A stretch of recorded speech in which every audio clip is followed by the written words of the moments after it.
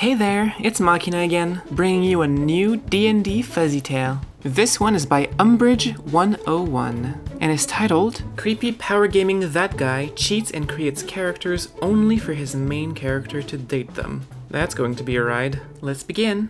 But quickly, before we start the tale, I wanted to mention that I've begun working as a professional video editor. Whatever platform you use, from simple editing to your craziest ideas, I'll work with you to make your video project come to life. So if you're interested, you can contact me through my email, as well as on any of the platforms I use. All links are in the description. Now back to the tale.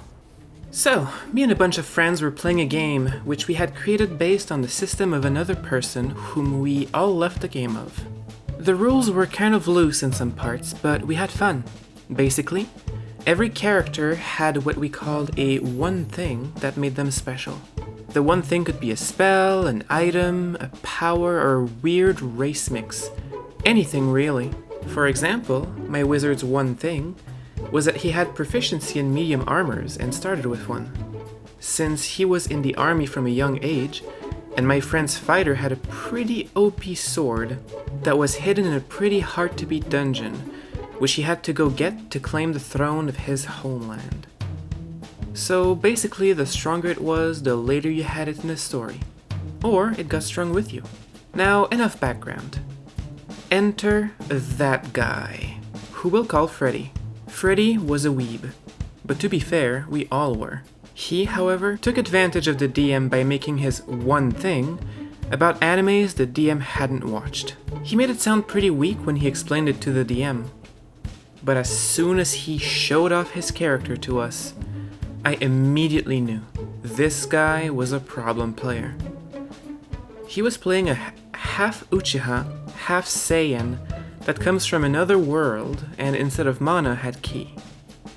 He then proceeded to go in a random forest to, quote, get traumatized and unlock his Sharingan. I was not there that game, cause I would have stopped him right then and there, since no one else at the table had seen Naruto, so only I knew what the heck he was even talking about. He would then show up for sessions with new powers that none of us saw him unlock, and made clones for like 1 mana each? The clone spell costed 15 mana per clone, and somehow had amazing stats. The DM got so fed up that he asked me to correct him on every anime ability he should not have. So every session Freddy was there was the same song and dance. No, you can't use X ability since you don't have the evolved Sharingan, because you need to kill your best friend to get it, and your character has no friends. The character itself was a butthole. Then it happened. Freddy showed up one day with a new character sheet. We were allowed to play up to 3 characters at once, a rule I always disagreed with, but one that we're slowly starting to peel away from, so yay! And presented his character as a, quote, big-tittied catgirl ranger, unquote, who instantly fell in love with his edgy anime protagonist. He repeated that with different stereotypes until he literally had a harem of NPCs, since all they did was stay in our fort and wait for said anime MC to come back. He made them and never cared for them out of game. We tried talking to him about it, but none of us really wanted to kick him since almost all worked with him on a daily basis. Freddy was just an annoying player, but he wasn't all that bad, just creepy. But then, we understood that he cheated not only his stats, but also his dice rolls, and we just got pissed at him. Not too long after, however, a certain sickness ran through the world and forced us to shut down the game for a while. Wonder what that was. And we started up again, but online.